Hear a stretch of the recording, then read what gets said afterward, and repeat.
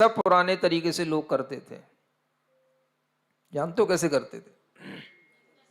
है नीम का दांतन, बबूल का दांतन। ये दांतन ऐसे होते हैं जो मजबूती देते हैं। आपके दांतों में कहीं खोखलापन भी हो तो वह खोखलापन भी, आज का डॉक्टर कहेगा कि उस खोखलेपन को दूर करने के लिए हम उसमें चांदी भर देते हैं, सोना भर देते हैं, उसमें केवटी हो गई, इसमें ये भर देते हैं। लेकिन पुराने लोग इस तरीके की चीजों का उपयोग करते थे कि वह लंबे समय तक आपकी दांतों को मजबूती देता है, और दांतों में किसी भी तरीके का अगर खोखलापन भी है या कुछ है तो वो उसको भी धीरे धीरे उसको बढ़ने नहीं देता और उसको रोकता है। तो इस तरह की चीजें पहले चला करती थी, और इन्हीं तरह की चीजों से आपकी थोड़ी सी सेफ्टी रहती है और आप एक लंबे समय तक प्राकृतिक जीवन जी सकते हैं। जिस तरह की चीजें आपके पास में हैं उनको अगर आप बनाए रखेंगे तो ही आप अच्छे ढंग से जी पाएंगे, और उनको अगर आप परिवर्तित कर देंगे, अब तो लोग चाहे दांत बनवा लें चाहे मसूड़े बनवा लें, किसी भी तरीके की चीजें परिवर्तित हो जाएंगी तो फिर उनकी लाइफ ज्यादा नहीं होती, और लाइफ अगर उनकी भी हो तो तुम्हारी लाइफ उससे ज्यादा नहीं चलेगी। ये विचार भी आपके अंदर रहना चाहिए। तो आजकल इन सब चीजों का उपयोग तो ऐसा लगता है बंद ही हो गया।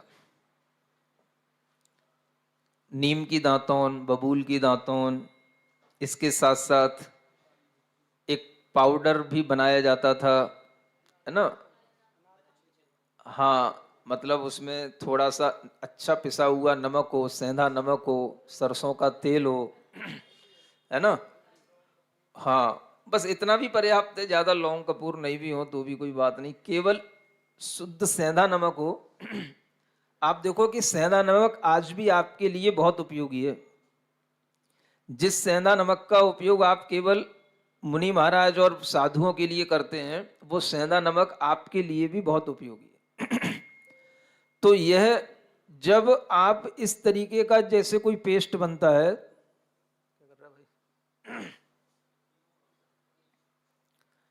तो वह पेस्ट जो पहले बनता था वैसा अगर आज भी उपयोग करें तो कम खर्चे में भी बहुत अच्छा काम हो सकता है। दांतों को नुकसान भी नहीं पहुंचता, ब्रश करने से सारे मसूड़े खिल जाते हैं, हिल जाते हैं, और उनमें कमजोरी आती है। लेकिन अपनी उंगली से या इस तरह के जो भी ये बबूल और नीम के दंत होते थे, इनसे इनका उपयोग करने से मजबूती बनी रहती है। तो अगर हम अपने आप में एक बदलाव लाएं तो इस रूप में ला सकते हैं कि हमको अब नया अपने शरीर के लिए क्या करना। सुन रहे हैं? हाँ, तो हम ये सोच सकते हैं, आज भी अच्छा पिसा हुआ सेंधा नमक और उसमें हल्का सा सरसों का तेल और थोड़ा सा हल्दी का पाउडर, इतना भी आपके लिए पेस्ट बना करके आप इसका उपयोग करें तो ये भी बहुत उपयोगी होता है। बबूल की छाल या नीम की छाल का दंत मंजन करें, या उसको अपनी उसकी जो थोड़ी सी जड़ होती है उसको जो है अपनी दांतों में चबाएं, तो जहां पर भी कहीं केविटी होती है वो भी दूर होती है। लंबे समय तक वो चीजें चल सकती हैं। सुन रहे हो? मेरी भी दांतों में बहुत पुराने समय से वो केविटी बनी हुई थी। एक बार एक डॉक्टर साहब जबलपुर में आए, और हम उस समय पर आचार्य महाराज के साथ में थे, संग में थे। तो उनको बताया तो उन्होंने कहा कि जैन थे कि मेरे डिस्पेंसरी पे वहाँ पर चलिए आप, और वहाँ पर जो है आहारचर्या भी हो जाएगी, और वहाँ पर जो है हम इसमें उसकी जो फिलिंग होनी है वो कर देंगे। तो हमने आचार्य जी से पूछा, तो आचार्य जी कहते हैं जैसा है उसको वैसा बना रहने दो, उसमें ज्यादा अच्छा रहेगा। कुछ भी नया कराओगे तो वो आफत होगी, क्योंकि वो कुछ साल के बाद में वो फिलिंग भी निकल जाती है, फिर उसको भरते हैं, फिर उसको गहरा गड्ढा करते हैं, वो हर 2 साल के बाद की दिक्कत है। तो जब से वो नहीं कराया तो आज तक सही चल रहा है।